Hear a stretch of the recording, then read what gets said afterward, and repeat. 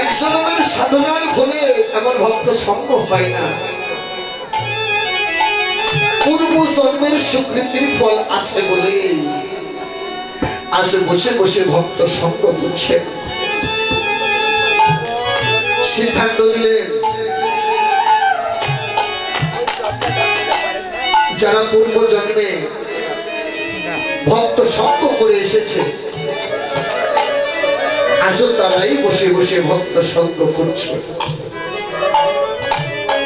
পূর্ব জন্মে যারা ভক্ত সঙ্গ করতে পারে নাই আজও তারা ভক্ত সঙ্গ করতে পারে না। তাই বলছি মা, আজকে এই রাত কখনো বিফলে যাবে না। এই রাতে সাক্ষী দিলে, এই রাতে বলে দিলে। তাই বলছি মা, এই যে ভক্ত সঙ্গ করছেন বৃন্দাবনে বসে বসে,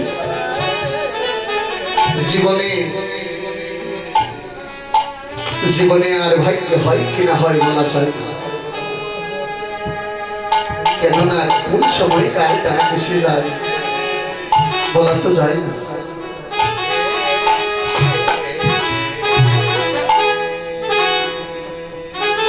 গৌরহরি বললেন এই সেই বৃন্দাবন, আর বললেন সহস্র গণকবি গণে অনুমান, সহস্র গণকবি গণে অনুমান। আজকে গৌরহরি সহস্রকে গোপী ভাবনায় ভাবিত হয়ে বললেন এরাই তো সেই গোপীদের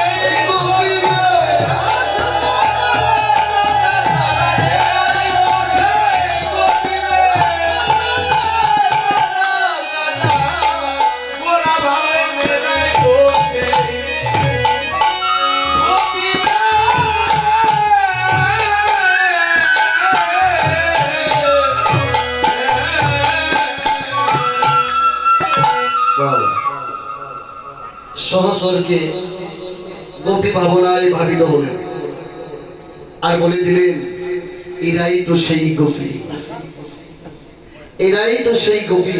কারা? এই রাসমণ্ডলে আছে যারা যারা, এরাই তো গোপী। বাবা গোপীকে তিন ভাগে বিভক্ত করলেন। একটি হলো সাধন সিদ্ধা গোপী, আরেকটি হলো নিত্য সিদ্ধা গোপী, আরেকটি হলো কৃপা সিদ্ধা গোপী।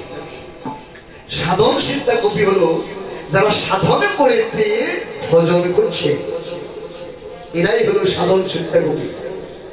আর নিত্য সিদ্ধা গোপী হলো যারা নিত্যই আমার প্রভুর আরাধনা করে ভজন করে, এরাই হলে নিত্য সিদ্ধা গোপী। আর কৃপা সিদ্ধা গোপী হলে আমরা সকলেই। কেন? আমরা প্রভুর কাছে সদাই বলে থাকি, প্রভু আমাদেরকে কৃপা করো, আমাদেরকে কৃপা করো। প্রভু বললেন, আমি তো কৃপা করেই রেখেছি, তোমরা করে পাও। ও মা, কৃপা শব্দের অর্থ হলো করে পাও। এমনই ভাবে সিদ্ধান্ত দিলেন, এরাই তো সেই গোপী। গোপী ভাবনায় ভাবিত হয়ে এমনি ভাব হৃদয় মাঝে। শুধু তাই নয়, দেখুন আমার গৌর হরির মনের ভাব কেমন। আরে খুলো করো কালে কোনা,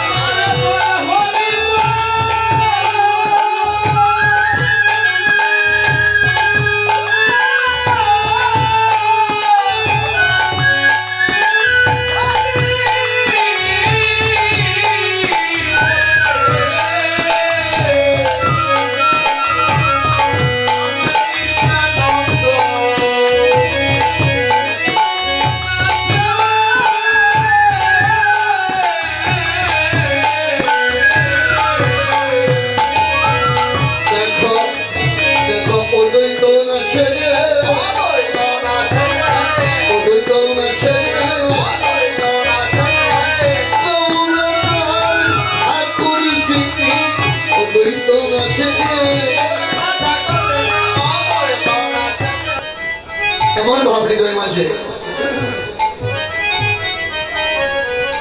গৌরী হৃদয় মাঝে এমন ভাব আজকে নামছে কেমন করে। হরি বল। আরে নাচিতে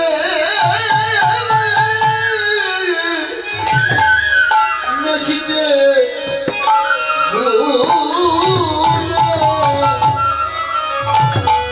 আসে দেখো কি মোড়ো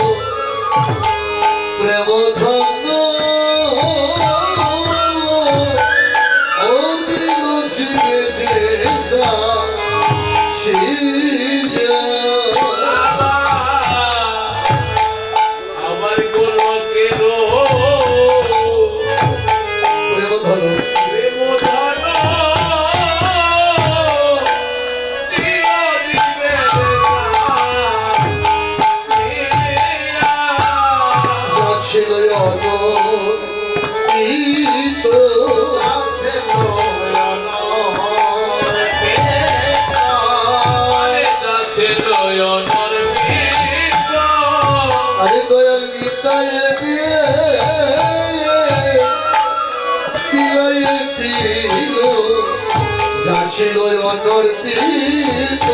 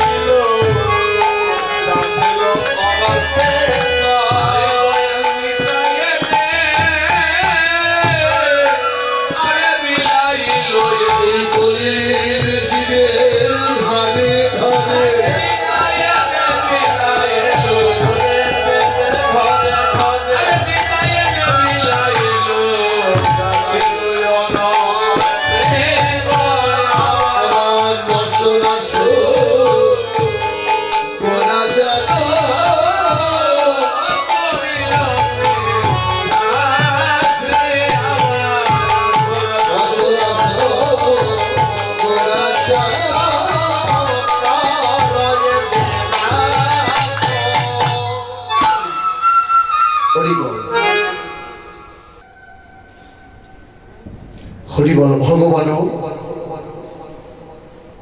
পিতারাদি শরদত্ত ফুলমল্লিক বৃক্ষরন্ত মনচক্রে যুগমায়া মুপাদ ছিল। ভগবান মনে মনে চিন্তা করলেন ভাগ্য ভাবনা করলেন, হরিব ভাগ্য ভাবনা করলেন আমি লীলা করব। কার সঙ্গে লীলা করবে? ব্রজকুমারীদের সঙ্গে। ব্রজকুমারীদের সঙ্গে লীলা করবে। এই হলো ভগবানের মনস্থ। কিভাবে করবে? আরে কথা বলবেন না, হরিব কার সঙ্গে করবে? ব্রজকুমারীদের সঙ্গে লীলা করবে। ভগবান মনস্থ করলেন। শুধু মনস্থ নয়, ব্রজকুমারীদেরকে ডাকলেন, তোমরা কাছে এসো, তোমাদের সঙ্গে লীলা করব। কথাটি মনে রেখো, তোমাদের সঙ্গে লীলা করব। এইটাই হলো মনের অভিপ্রায়। কিন্তু বাবা অনেক দিন হয়ে গেল, সে লীলা হচ্ছে না। যখন লীলা হচ্ছে না, ব্রজকুমারীরা মনস্থ করলেন, একই ভগবান কথা দিলেন, প্রতিশ্রুতি দিলেন আমাদের সঙ্গে লীলা করবে, কই এখন পর্যন্ত তো কোনো খবর পেলাম না বা আসলো না। এমন ভাবে বলছে, ব্রজকুমারীরা বলছে, ভগবান কি আমাদের সঙ্গে মিথ্যা করে বললেন? আমরা কি বলেছিলাম প্রভু তুমি আমাদের সঙ্গে লীলা করো? এটা তো বলি না, কিন্তু ভগবান নিজেই বলে নিজেই লীলা করছে না, এটা কি মিথ্যা কথা হলো না? তাও তো হয়। এখন ব্রজকুমারীরা মনে মনে ভাবলেন, ভগবান যখন কথা দিয়ে কথা রাখলেন না, আমরা এই জগতে বাঁচতে চাই না, এই জগতে বাঁচতে চাই না। আমরা কি করব? ওই যমুনার জলে গিয়ে প্রাণ বিসর্জন করব। এটা ব্রজকুমারীরা মনস্থ করলেন।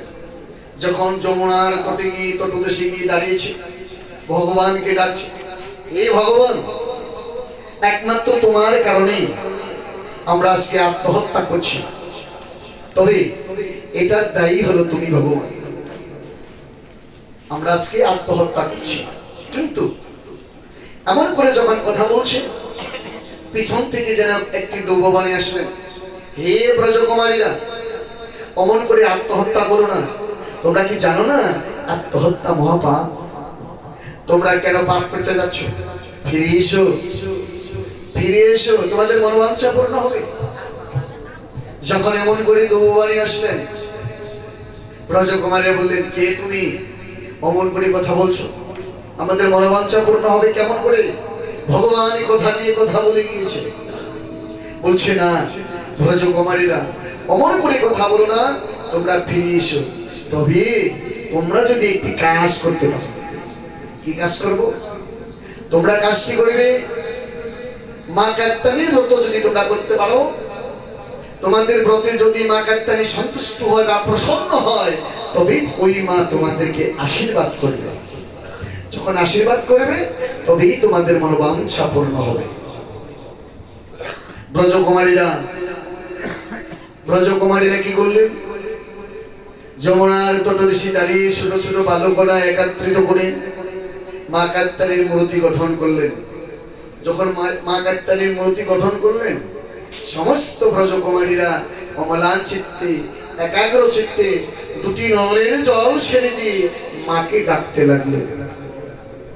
মাকে ডাকতে লাগলেন, ও মা, এই জগতে যদি কোনো সন্তান মাকে ডাকে, তাহলে কি মা থাকতে পারে?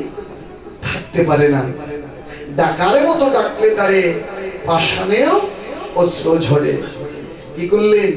ওদের আর্থনাতে, ওদের স্তুতি বন্দনায় সন্তুষ্ট হয়ে মা কাত্যায়নী এসে দেখা দিলেন। মা কাত্যায়নী বললেন, হে ব্রজকুমারীরা, এমন করে কেন ডাকছো? বলো তোমাদের কি চাই, কি হয়েছে, মনের কথা খুলে বলো। ব্রজকুমারীরা বললেন, এই জগতে কিছু পাবার জন্য, কিছু চাইবার জন্য তোমাকে ডাকছি। ও মা, তুমি কি জানো না, এই জগতে অভাব না হলে কেউ তোমাকে ডাকে না, অভাব না হলে কেউ কাঁদে না, অভাবে পড়িলে সকলেই কাঁদে। বলো তোমরা কি চাও? ব্রজকুমারীরা বললেন, মা, আমাদেরকে আশীর্বাদ করো, ওই নন্দসুত গোপকে যেন আমরা প্রতিরূপে প্রাপ্ত হই, ওই নন্দসুত গোপকে যেন প্রতিরূপে প্রাপ্ত হই। যখন এই কথা বলছি, মা বললেন তথাস্তু, তোমাদের মনোবাঞ্ছা পূর্ণ হবে। আমি আশীর্বাদ করলাম, তবে আজকে নয়, শারদীয়া পূর্ণিমা রাতে তোমরা যাবে বৃন্দাবনে, সেদিন তোমাদের মনোবাঞ্ছা পূর্ণ হবে। তিতির কথা কিন্তু ভুলো না, তোমরা যদি ভুলে যাও তাহলে তোমাদের মনোবাঞ্ছা পূর্ণ হবে। শারদীয়া পূর্ণিমা রাতে তোমরা যাবে বৃন্দাবনে। যখন এমন কথা বলে আশীর্বাদ করলেন, মা চলে গেল। আজকে সেই শারদীয়া পূর্ণিমা রাতের কথা মনে পড়ে গেল, ব্রজকুমারীদের মনে পড়ে গেল। আজকে রাত্রেই হলো শারদীয়া পূর্ণিমা রাত। এই রাতকে দর্শন করে ভবাবিষ্ট কীর্তনটা বললেন, শরদ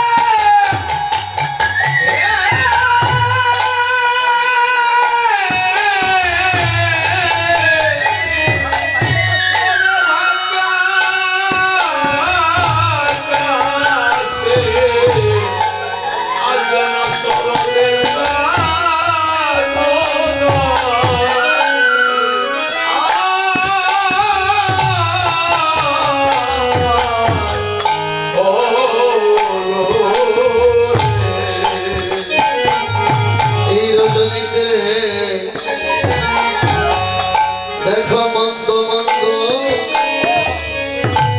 আরে পবন বহে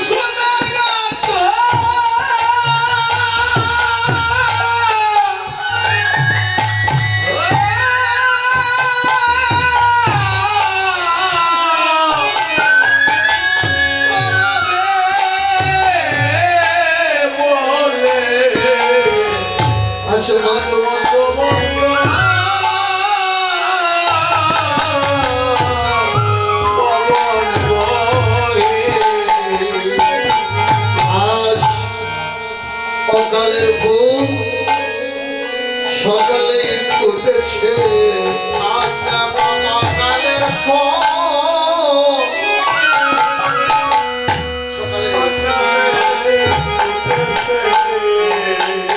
অকালের ফুল সকালে ফুটেছে অকালের ফুল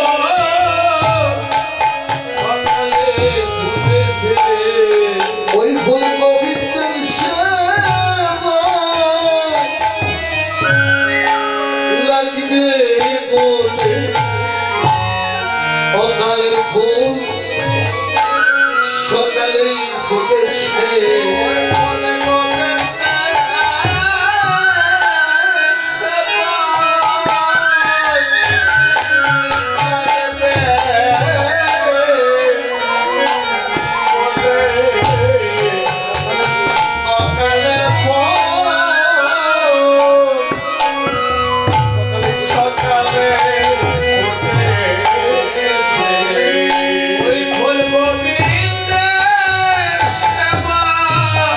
লাগবে বলে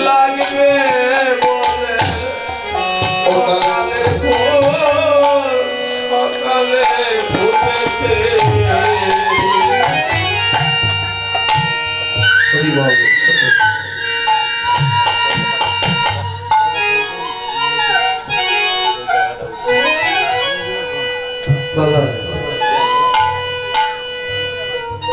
অকালের ফুল সকালেই ফুটেছে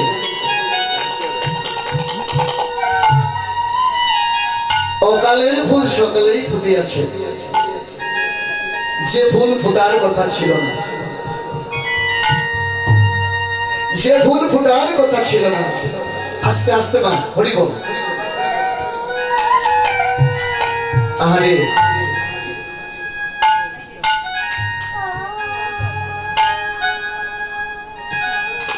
যে ফুল ফোটার কথা ছিল না সেও ফুল পুষ্পরিত হইয়াছে কেন গোবিন্দের সেবায় লাগবে বলে বাবা ফুল কুলে জন্ম পেয়েও তাদের মনের মাঝে কত আশা আকাঙ্ক্ষা কি যদি গোবিন্দের সেবায় লাগতে পারি তাহলে ফুল জন্ম ভিন্ন হবে আচ্ছা বাবা সকল ফুলের আশা কি পূর্ণ হয় সকল ফুলের আশা পূর্ণ হয় না তার প্রমাণ দেখুন একই বৃক্ষের ফুল কোন ফুল মাগো কোন ফুল মালা হয়ে বিয়ের বাসরে বর কনের গলে ঝুলে কোন ফুল মালা হয়ে, আবার কোন ফুল মালা হয়ে আমার রাধা গোবিন্দের গলে ঝুলছে, আবার কোন ফুল মালা হয়ে, বলো হরি হরি বল, বলো হরি হরি বল, কোন ফুল মালা হয়ে এই গলায় ঝুলে শ্মশানেও চলে যায়। একই বৃক্ষের ফুল গোমা, এক এক জনের এক এক জায়গায় স্থান হয়ে গেল। সকল ফুলের ভাগ্যটা একরকম নয়। যেমন একটি বৃক্ষ মাঝে অগণিত ফুল পুষ্পরিত হয়ে আছে, কিছু ফুল শয়ন করে পূজারী গোবিন্দের সেবায় দেবার জন্য নিয়ে আসলেন কিছু ফুল, আর কিছু ফুল পাতার আড়ালে রয়ে গেল। ওমা, যে ফুল পাতার আড়ালে রয়ে গেল ওই ফুল অন্য ফুলকে ডেকে ডেকে বলছে, ভাইজি আমাদের সাথে সাথে ছিল যারা, আমাদের সাথে সাথে ছিল যারা, গোবিন্দের স্মরণে স্থান পেল তারা, এই ফুল কোলে জন্ম পেয়ে বুঝি লাভ হলো না, বুঝি ফুল কোলে জন্ম পেয়েও লাভ হলো না। তবে ভাই রে, কিছুক্ষণ পর এই বৃক্ষ থেকে ঝরে পড়তেই হবে। এই বৃক্ষে থাকার মতো অধিকার থাকবে না।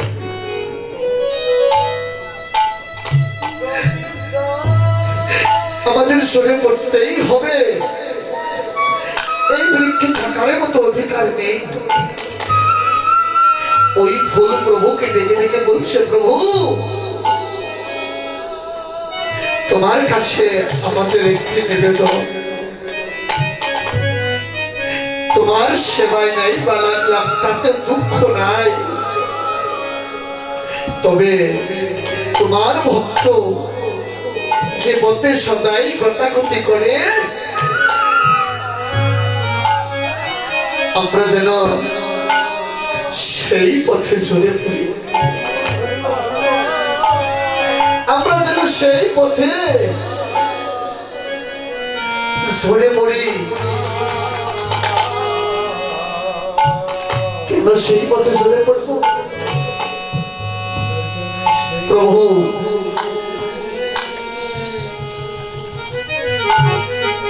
আমরা যেন সেই না পথে হরি বল হরি, কোন পথে? সে পথে তোমার ভক্ত সদাই গতাগতি করে। এক জন্মের সাধনায় এমন ভক্ত বদল দিয়ে অঙ্গে মাখা যায় না, মাখতে পারে না। এই যে ভক্ত বদলি আসতে ভক্ত বদলির কথা একদিন নারদ মুনি ভগবানকে জিজ্ঞাসা করলেন। কিভাবে জিজ্ঞাসা করলেন? নারদ মুনি বললেন, প্রভু তোমার ভক্ত তোমার গুণকীর্তন করে বেশ ভাবে ভাবাপ্লুত হয়ে ভক্তের সঙ্গে আলিঙ্গন করে, ভালো, কিন্তু বলো প্রভু এই অঙ্গের ভূষণ ছেড়ে দিয়ে কেন ভক্ত ভক্ত পদধূলার মাঝে ঘুরে যায়? কেন ভক্ত ভক্তের পদধূলার মাঝে ঘুরে যায়? এই অঙ্গের ভূষণ ছেড়ে দিয়ে ভগবান বললেন, নারদ রে, তুই কি জানিস না আমি অতি আমার নাম বলো, নাম হতে ভক্ত বলব, আর ভক্ত হতে ভক্তের চরণের ধুলি আরো বড়। ওরে নারদ, আমার ভক্ত যখন আমার গুণকীর্তন করে আমি আর থাকতে পারি না। যদি কোনো ভক্ত গুণকীর্তন করতে করতে দুটি নয়ন জলে বক্ষ ভেসে যায়, আমি কি করি জানিস? আমি তখন ভক্তের চরণের ধুলি হয়ে যাই। আমি তখন ভক্তের চরণের ধুলি হয়ে যাই। আমাকে পাবার পরে বদনে হাত কৃষ্ণ গোবিন্দ বলে অঙ্গের ভূষণ ছেড়ে দিয়ে হরিবল হরিবল বলে ভক্ত পদধূলার মাঝে করিল।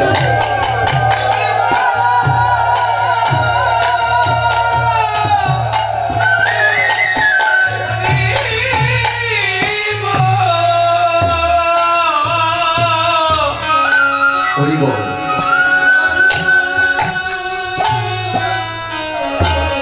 এই যে ভক্ত পদধূলার কথা বললেন,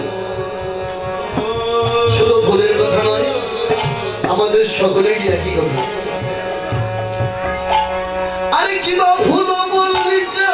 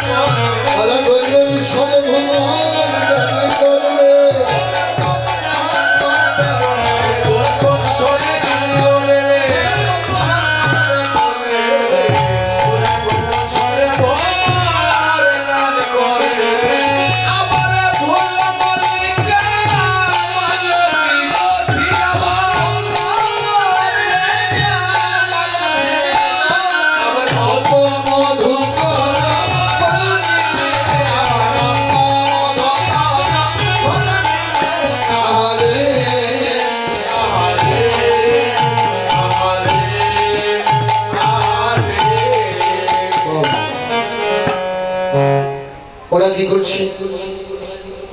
মত্ত মধু করে ভরণী, ওরা যার যার মতো মধু আহরণ করছে, কারো দিকে কারো লক্ষ্য নেই।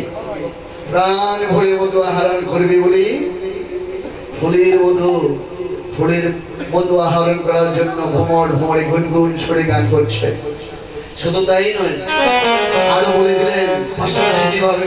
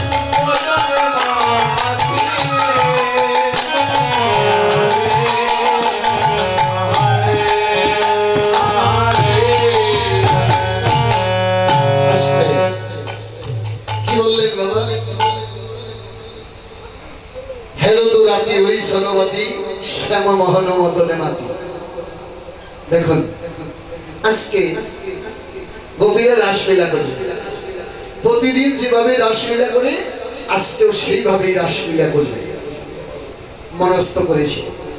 সকলেই রাস মঞ্চে চলে এসেছে, কিন্তু আজকে রাসের চাকা ঘুরছে না। প্রতিদিন যেভাবে রাসলীলা করবে আজকেও সেভাবে করবে, কিন্তু গোপীরা রাসের চাকা ঘোরাতে পারছে না, ঘুরছে না। এই গোপী আরেক গোপীর কাছে বলা বলি করছে, কি হলো আজকে রাসের চাকা ঘুরছে না?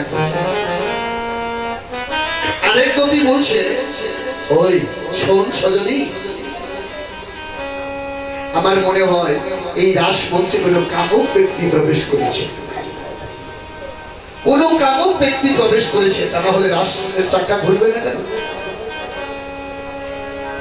ওই কবি বললেন, কেমন করে বুঝবো কে কামুক কে কামুক নয়? বললেন, একটি কৌশল করে নিতে হবে। কিভাবে? সকল গোপীর মস্তকে হাত রাখে, দেখবে যে মস্তকটি গরম সেটাই হলো কামুক ব্যক্তি। ওরা এমন ভাবে একটি কৌশল করে নিলেন, এক এক করে গোপীর মস্তকে হাত রাখছে। রাখতে রাখতে একটি মস্তকের উপরে হাত দিয়েছে, দেখে মস্তকটি একটু গরম, হাতের মাঝে ধরে ফেলেছে। কে তুমি? তুমি তো গোপী নও, গোপী সেজে এসেছো। তুমি গোপী নও, গোপী সেজে এসেছো। কেন এই রাসমঞ্চে কেন তুমি প্রবেশ করলে? তোমার কারণে রাসের চাকা ঘুরছে না। বলছে, আমাকে ছেড়ে দাও, আমি তোমাদের রাসমঞ্চে ভুল করে প্রবেশ করে ফেলেছি, আমাকে ছেড়ে দাও।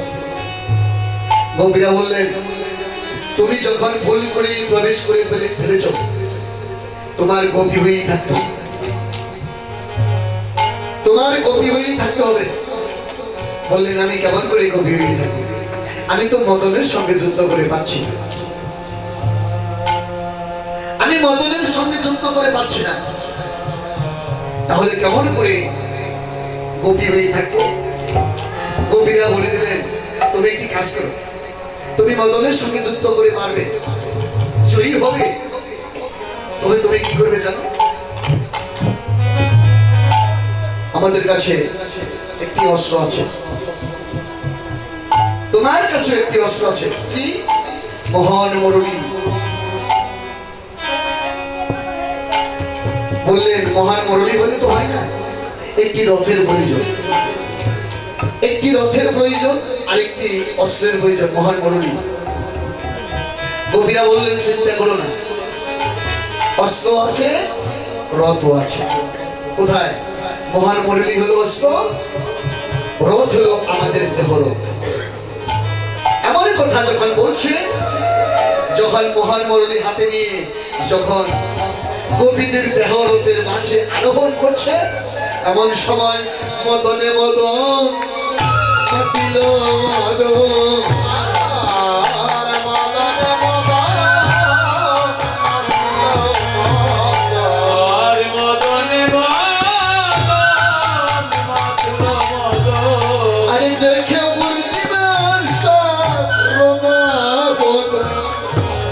আছে মদনে মদন মাতিল মদন,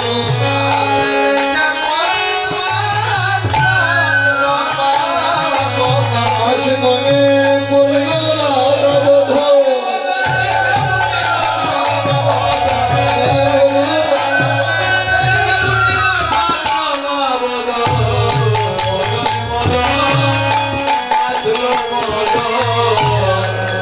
আসতে। এই যে মদনে মদন মাতিল মদন, মদন কাকে বলে আগে বুঝতে হবে নাকি? শুধু শ্রবণ করলেই তো হবে? মদনের কথা বলে জানে মায়েরা ছিলেন না রূপের আসরে? যারা ছিলেন রূপের আসরে কে কে ছিলেন?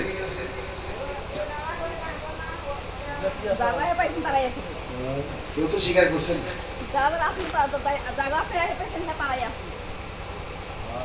বেশ সুন্দর কথা, ভালো ভালো। ঠিকই আছে, যারা যারা তারাই তারাই গেছে নাকি? একবারে সহজ। দেখেন, থাকেন না থাকেন কোনো কথা নেই। এই যে মদন, মদনের এক নাম হলো কাম। যে কামের উন্মোদনায় নারী পুরুষ মিলিত হয় সে তো আর কেহ নয়, স্বয়ং ভগবান। অর্জুনকে শিক্ষা দিতে বললেন, সে গীতার পথে অন্তর রূপে আমি সকল জীবী প্রতিষ্ঠান। আমরা মানুষ হয়ে এলাম যারা ব্যভিচারে, কেন আমরা হচ্ছি অধোগামী? সৃষ্টির ধারা রক্ষা করতে নারী সৃষ্টি এই জগতে, ব্যভিচারহীন জীবন করতে সদাই নির্দেশ রয়। মরার আগে হাজার মরা, অকালে বার্ধক্য জোড়া, ডুবছে কত সোনার ভরা এই কাম নদীর ঘোড়া।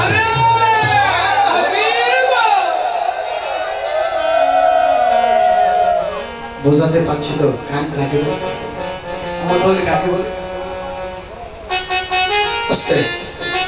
ভেবে শুনি পরিণতি, ক্ষণিক সুখে বিরাট ক্ষতি, মদনে হরি নারীমতি, জীবন হয় সারখা।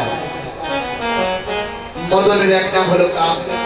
কাম সে পর্যন্ত পরাভূত না হবে রাশের চাকা ঘুরবে না। মদন সে পর্যন্ত পরাভূত না হবে রাশের চাকা ঘুরবে না।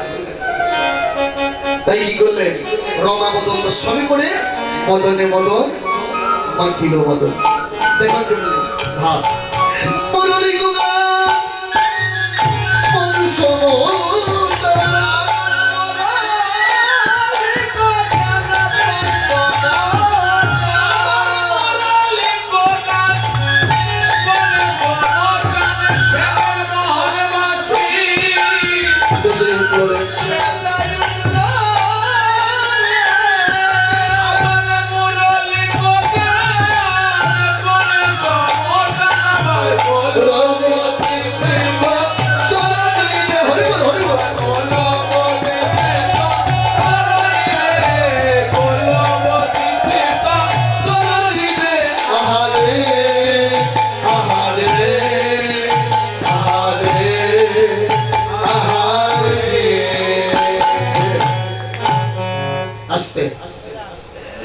গান হরিব পঞ্চমতা।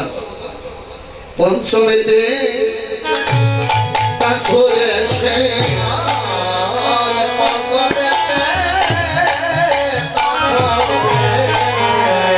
পঞ্চমেতে তা করেছে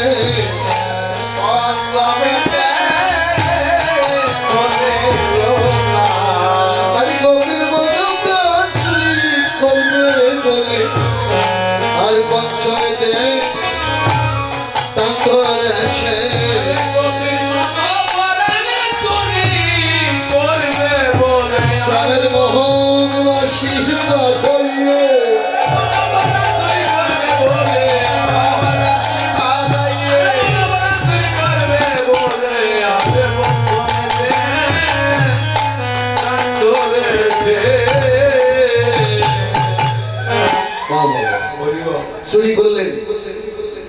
কেমন করি? মোহন বাঁশি বাজিয়ে। এই যে চুরি করলেন মোহন বাঁশি বাজিয়ে, ওই বাঁশির সুরকে শুনলেন, শোনাতো গবি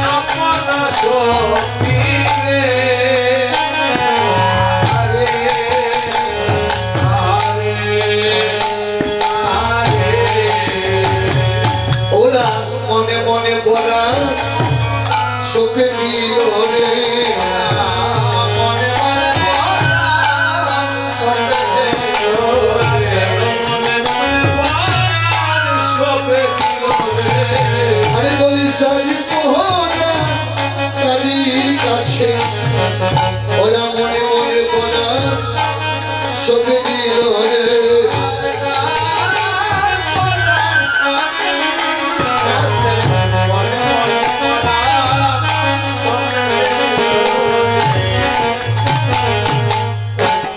ও বাবা, যার বরান তারির কাছে সঁপে দিলেন। যাহি বলো তো তাহি চলো তো মরুলিকে কলগুলো নিবে। এমন ভাব হৃদয় মাঝে দেখুন গোপীদের অবস্থা কেমন ভাসিত বেজে উঠল। বিজলি দেহ নিজ দেহ এক নয়নে কাজল দেহরে বহেরঞ্চিত কঙ্কন এক দল ধলনি ওমা। এক নয়নে কাজল পড়েছে আর এক নয়নে কাজল পড়তে পারে না। এমন সময় বাঁশির সুর বেজে উঠছে। এক হাতে কঙ্কন পড়েছে আর এক হাতে কঙ্কন পড়তে পারে নাই। বাঁশির সুর তো বেজে উঠল। শীতিল ছন্দ দীপিক বন্ধ ব্যাগত ধাবত জগতি ব্যক্ত হাসন বসন রসন চলি গলিত বেনি ধলনি রে। অমা এমন ভাবে চলছে বাঁশির সুর শুনে। বাঁশির সুর শুনি এমন ভাবে গোপীরা চলছে।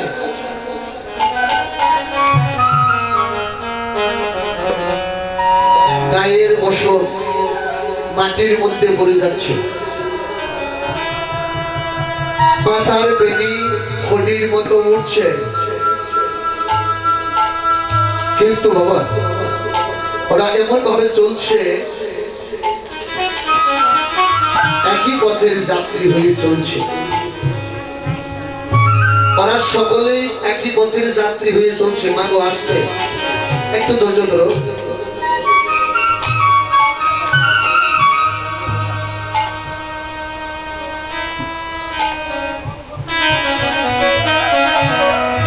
একই পথের যাত্রী হয়ে চলছে সমস্ত কবিরা।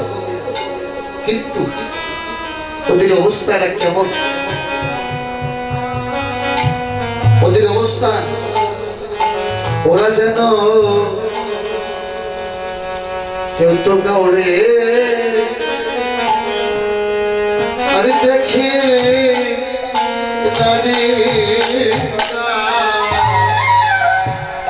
কেউ তো কাউরে দেখে না রে।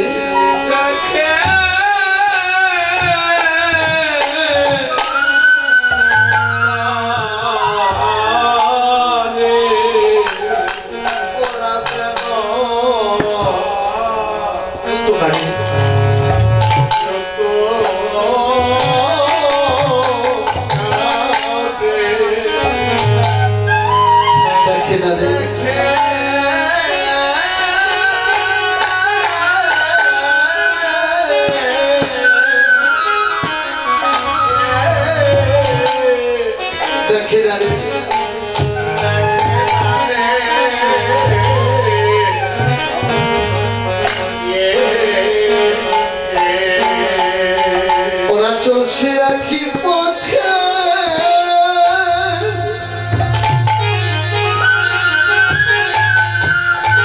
আরে একই পথে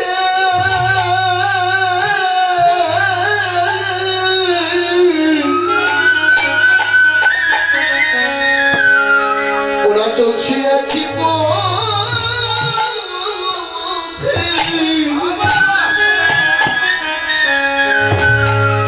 যাত্রী হই। ওরা যেন কেউ তো কাউরে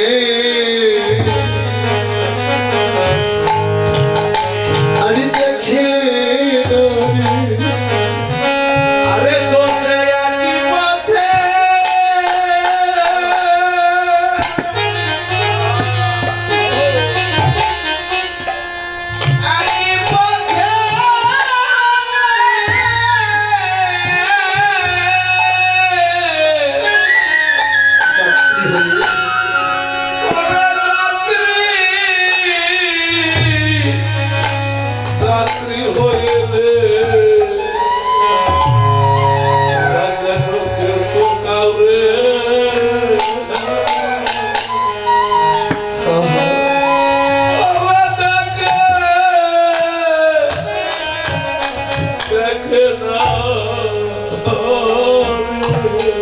মাগো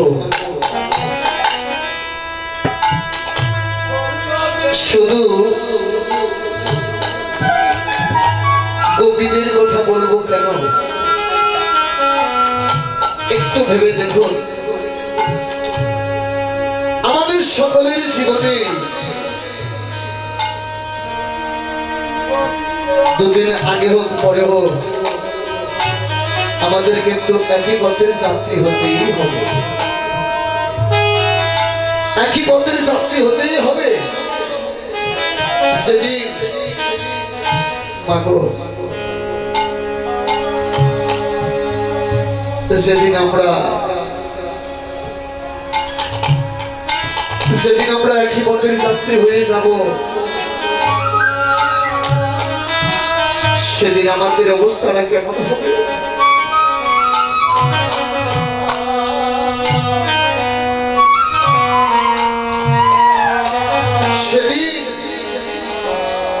সেদিন আমরা কারো দেখা